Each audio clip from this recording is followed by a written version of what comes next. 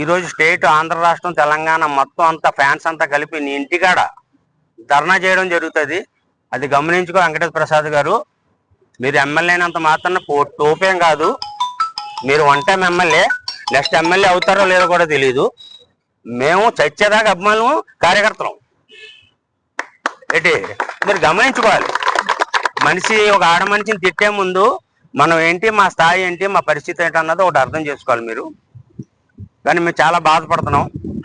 అంటే మా తల్లి అంటే ఆవిడని తిట్టారు కాబట్టి దీని మీద మీరు వెంటనే చర్య తీసుకొని, మా అధిష్టానం, పార్టీ అధిష్టానం చర్య తీసుకొని అతనితో క్షమాపణ చెప్పి అతను సస్పెండ్ చేయాలని మా అభిమానులందరి యొక్క విన్నపం. అలాగే మన అందమూరి అభిమానులందరికీ కూడా నేను ఫస్ట్ కృతజ్ఞతలు తెలియజేసుకుంటూ, ఇప్పుడు ఈ దగ్గుమల్లి ప్రసాద్ గారు ఏదైతే వ్యాఖ్యలు చేశారో దానికి నిరసనగా మీ కార్యక్రమం చేపట్టడం జరిగింది.